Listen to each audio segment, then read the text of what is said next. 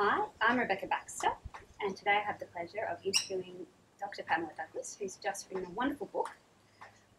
With my own parenting and breastfeeding experience, I've seen patients very similar to those that she describes, and I've felt that I've had very similar experiences to what's being described in her book. I really felt whilst reading her book that it was an incredibly empowering way of writing.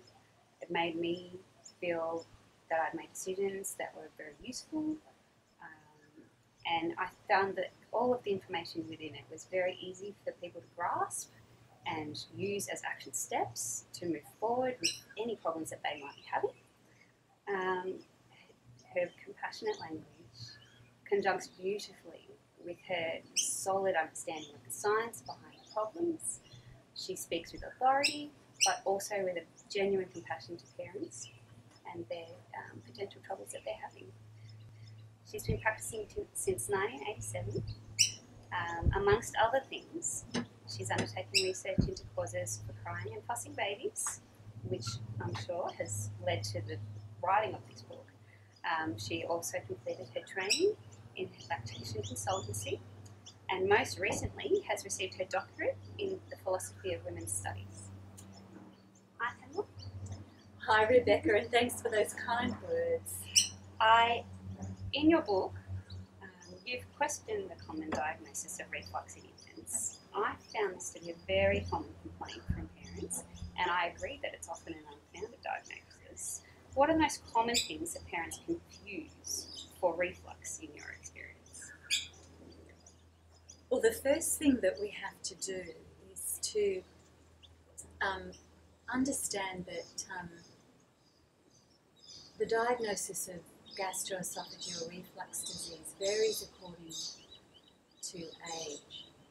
So it's certainly a very concerning diagnosis for those children who have it.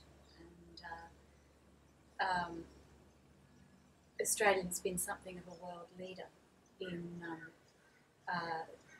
the management of paediatric gastroesophageal reflux disease. But the population that I'm focused on in both my research concerning unsettled babies and in my book is that group of babies under 16 weeks of age. And all the evidence shows that in this age group, it's very, very rare for babies to have gastroesophageal reflux disease. Now, gastroesophageal reflux disease is different to reflux. And in fact, any parent will tell you, you'll know yourself, that reflux is very, very common in babies from birth, really. And in fact, it seems to peak, the evidence would tell us, at about 4 months of age. So that's when the tummy contents, the gastric contents, run up into the esophagus and sometimes then, of course, come right out the mouth in a little spill or a perk, but sometimes in quite a projectile way. So it's certainly your doctor's responsibility to make sure that your baby's frequent vomiting isn't due to a significant medical condition that needs treatment, like pyloric stenosis, or it's called FPIES, food protein induced enteropathy syndrome, or a range of other serious problems. But they occur, but in fact most of the reflux that we see in our babies is quite normal. And do you find many parents are coming in talking about just this vomiting as being a problem because they're finding their babies are crying quite a bit? And what types of things do you look for that would suggest that it might be something more serious and underlying as a condition rather than just a positive type of problem where a baby is a bit unsettled but also happens to be positive rather than having a disease? That's where your doctor needs to take a thorough history and examine the baby very carefully to to eliminate a significant medical condition. But what we see most commonly are babies who are vomiting quite frequently, associated with lots of crying and fussing behaviour, and that baby's diagnosed with GORD. So I guess what you're asking me what other things we need to be thinking of in a situation like that.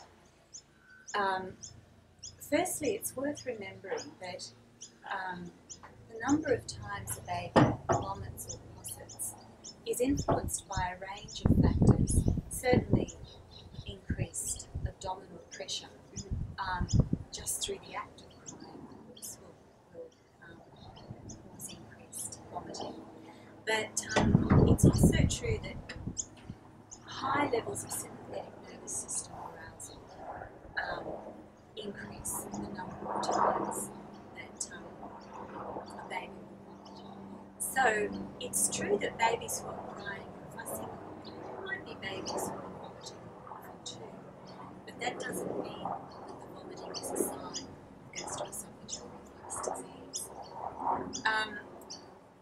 Parents will notice, of course, that after a baby's had a feed, that baby is more likely to visit. That doesn't mean that we need to be trying to limit the amount that a baby feeds. That's not to the baby's advantage. We actually know that in a 2-hour period after a feed, that refluxate that's coming up is, if not pH neutral, actually not significantly acidic. So we can be reassured that the vomiting that occurs after a feed is just nature's self-regulatory process. The tummy's stretched nice and full, the baby has a little puke.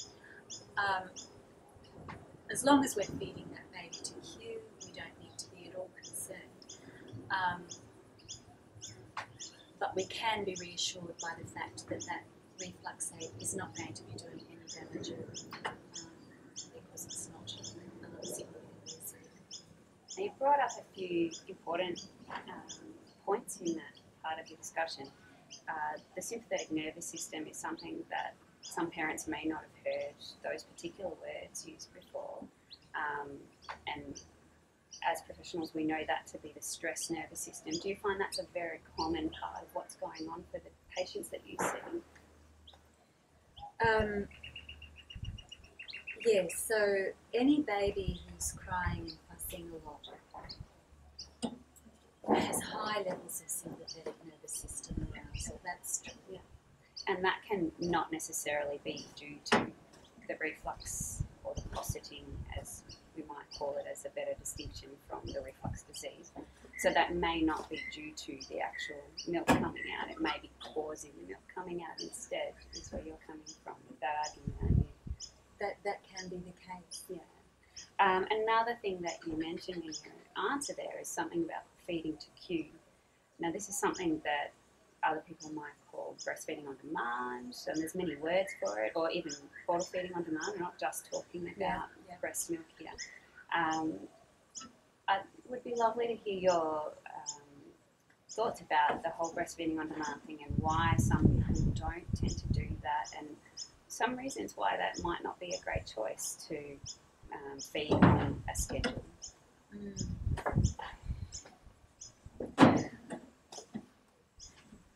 There are historical reasons why feed spacing, advice to space out feeds, has been very much to the fore in our society.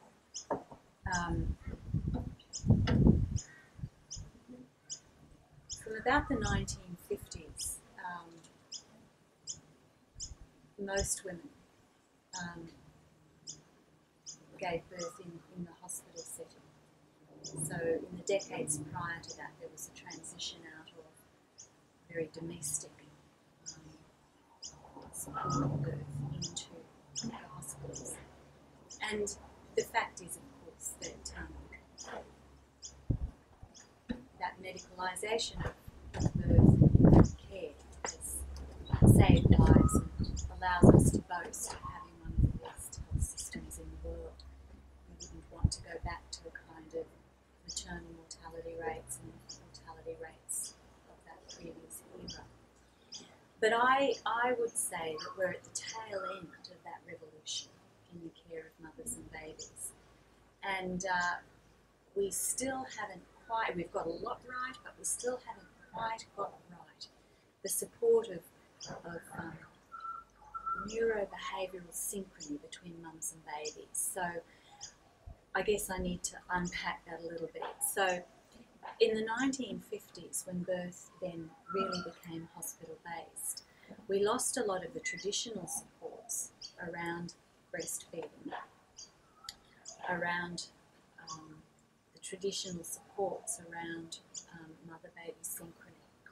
And not only that, but we had mums and bubs in a new setting that used interventions, but still didn't quite know how to support breastfeeding and support mother-baby synchrony after those interventions. And it's still a fact that despite very good intentions, our training as health professionals is really right across the board quite limited in breastfeeding support. So as a society, we still have blind spots around the support of breastfeeding. And one of the ways in the 1950s, 1960s, that we managed this kind of chaos that we were facing around infant feeding was simply to impose a kind of external regulation and advise the spacing out of feeds. We'd learned that the Nightingale routines in a hospital helped control infection, and these were extrapolated into mother-baby care. But subsequently, we've had decades of research in lactation science and in neuroscience, and we now have to catch up with the evidence and alter our approach to infant feeding, because feed spacing, in fact, undermines successful breastfeeding, and certainly we know that it may make babies significantly more unsettled. Now, going back to the reflux and positine versus gastroesophageal reflux disease part of that conversation, I found it really interesting in the book.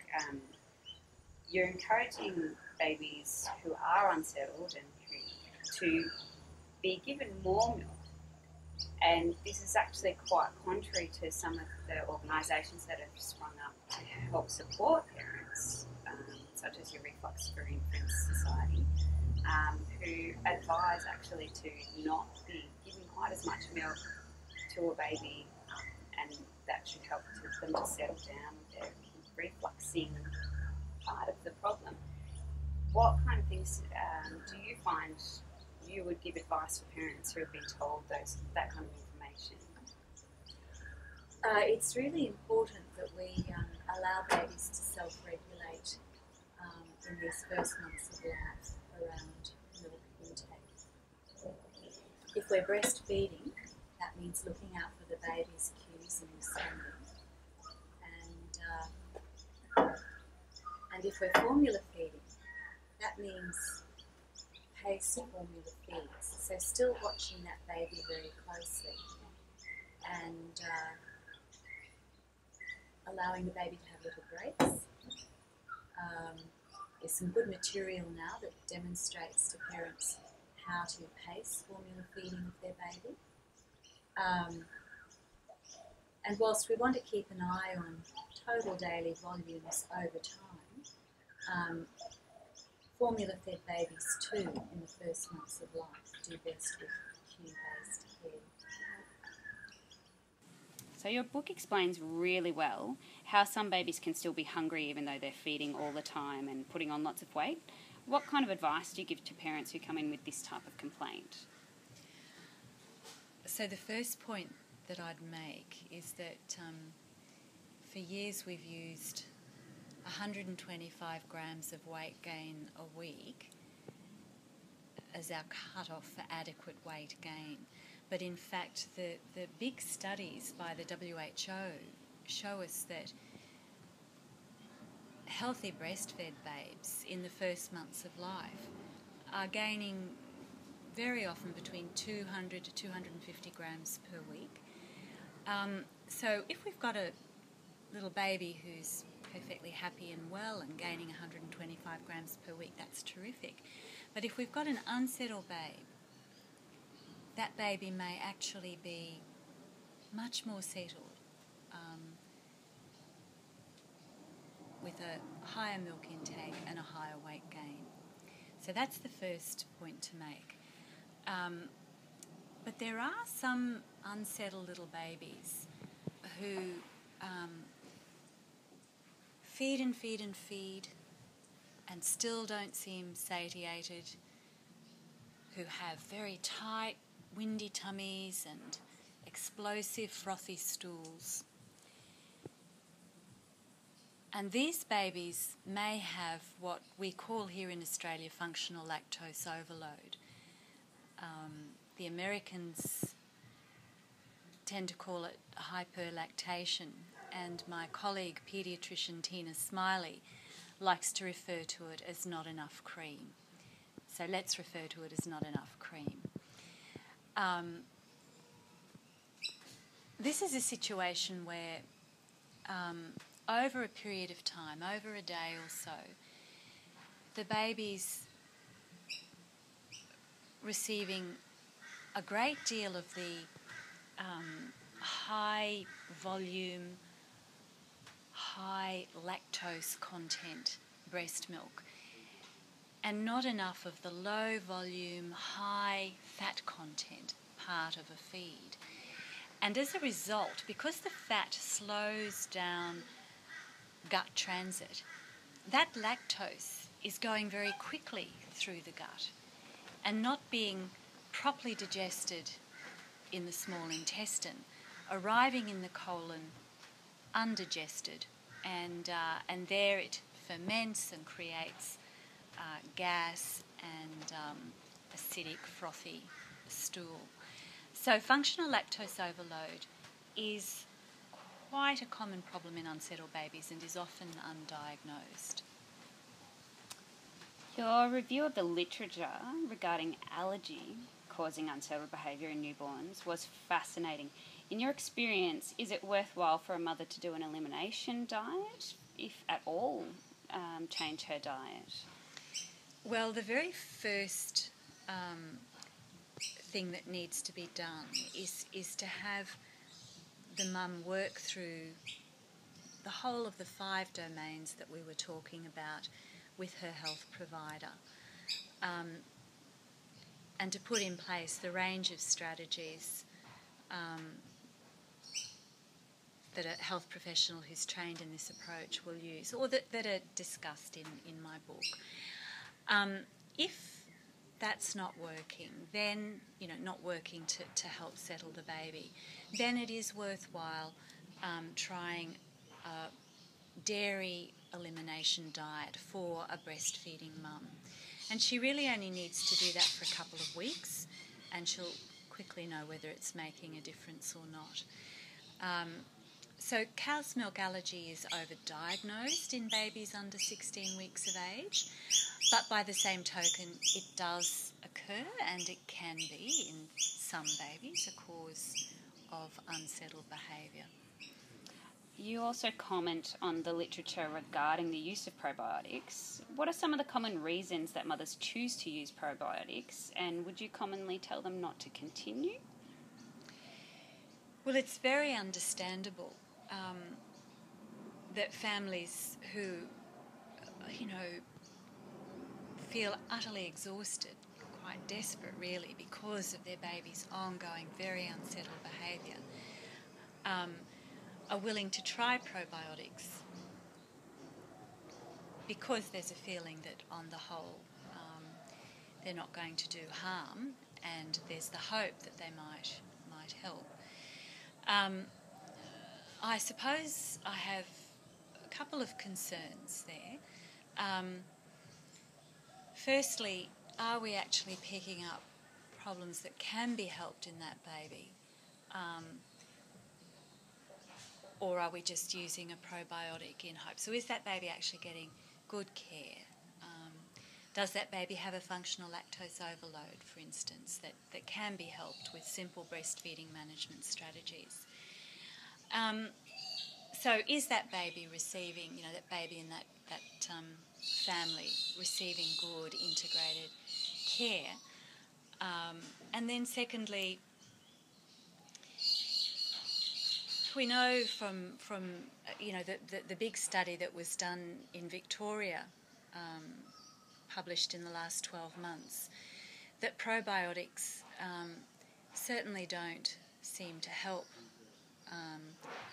cry-fuss problems, but actually, apparently in that study, seemed to worsen cry-fuss problems in formula-fed babies. So I suppose I hesitate to use any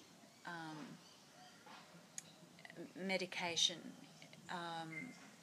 really, because there's always a risk of unintended outcomes. I found it interesting that you encourage mothers to learn how to hand express and how to use the technique for reverse pressure softening before they give birth. Now, what kind of situations do you find these techniques are useful for, and how would a mother know when to use those techniques? Well, one of the big problems, of course, that women have struck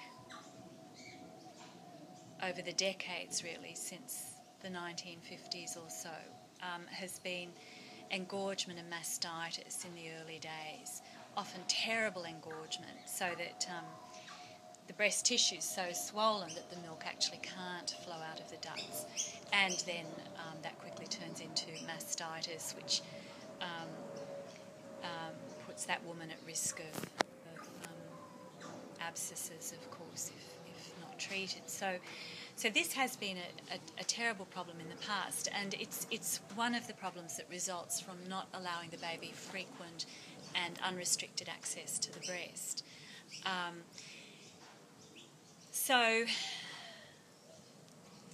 in the hospitals now, the staff are much more across this, but there are still situations women find themselves in where the baby, for whatever reason, is not available to feed at the breast, and the breast is engorging. And that's when having prior knowledge of how to hand express from the breast, or indeed to use reverse pressure softening, can really make a woman's life much more comfortable. And of course, if you're able to prevent engorgement and mastitis, then those factors that put breastfeeding at risk are dealt with. So it's all about prevention and early intervention, and knowing those two techniques before you have that baby can be really helpful. Something I found really wonderful about your book was your acceptance and support of mothers who choose to bottle feed their babies. As I find this is a common situation, and yet so many mothers feel guilty or judged by society. You encourage mothers and babies' carers to learn how to bottle feed, which is something people often don't realise is a skill that needs to be learnt. What are the common mistakes that carers make when bottle feeding an infant? I think earlier we talked a little bit about paced bottle feeding.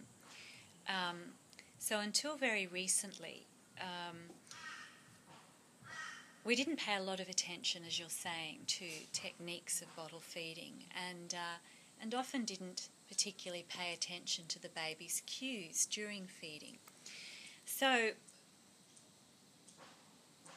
what we want to do, of course, when we're bottle feeding, whether it's feeding with breast milk or feeding with formula, is to optimise that baby's experience and make it as close to the biological norm as possible. So that means that we really need to pay close attention to that baby's cues. And babies tend to suck, swallow for a time, but then need to have a little break to catch their breath, and then they'll cue to you that it's time to lift the bottle up again and suck, swallow. In this context, I can't describe the technique to you in detail, but I do in the book. But it's really about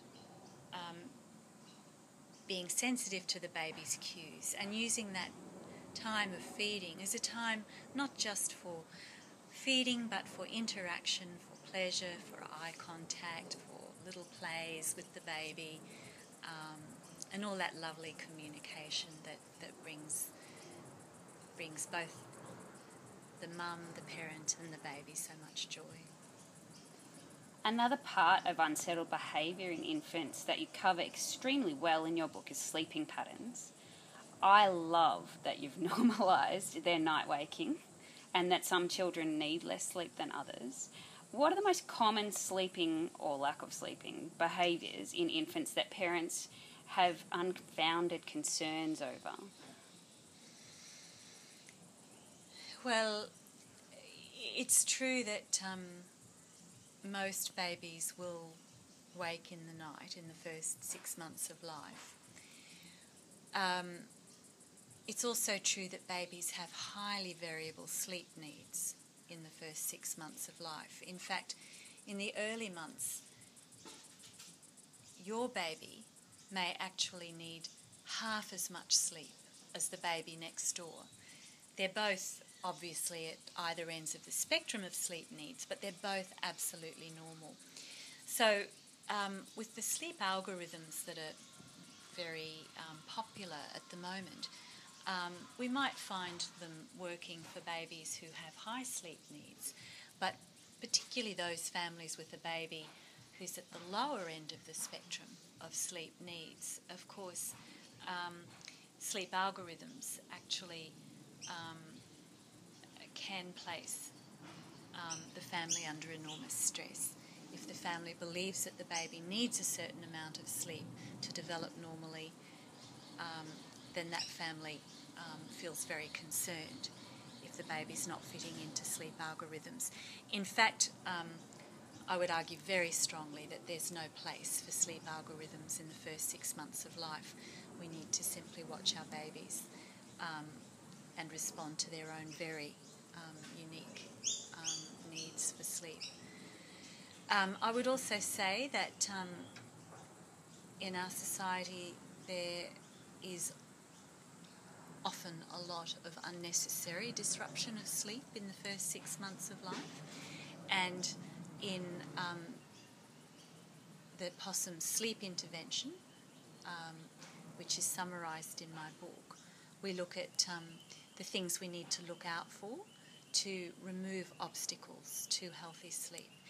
And then, because this is a time of great challenge, great transition, it's very useful for parents to have a range of strategies available that will help them manage the difficult thoughts and feelings that are inevitably going to be a part of this time of life, and especially so if you have an unsettled baby. I agree so very fully. That's right. You also include in your book some wisdom about enjoying your baby and letting go of anxious feelings. I love that you've included this, as I think it's such an important part of becoming a new parent. What are the most common thoughts and feelings that new parents indicate they have that might benefit from these kind of techniques? Well, you know, anyone who's been a mum or a dad, I suppose, will know these thoughts. They come up all the time, don't they, in our brain? So I'm doing this wrong. It's my fault that the baby's unsettled. I'm a bad mum. I'm a bad dad. If I don't get this right, the baby's not going to develop normally. The baby's going to be harmed. These are the kinds of thoughts that are just so normal to have, but so distressing for us. And then the feelings of anxiety and worry and difficulty falling back to sleep when we are woken at nights, and exhaustion, of course. So in my work, I'm drawing on a modern form of CBT that's called acceptance and commitment therapy. That's the popular name for it. It's an applied functional contextualism, but it's this wonderful set of tools for helping us manage those difficult thoughts and feelings, because they're going to be there. Almost all of us will have them.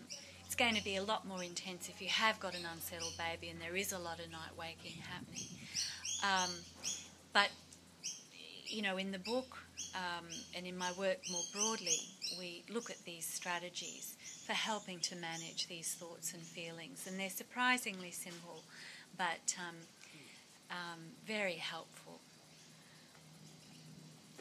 That's the end of my questions. I feel thoroughly blessed to be here today. Thank you so much for letting me come and interview you. I have found your book invaluable. I tell a lot of my patients to go and get it because I think it's such a wonderful resource for new parents. So thank you very much. Well, thank you very much, Rebecca, for the opportunity to talk with you. It's been a pleasure.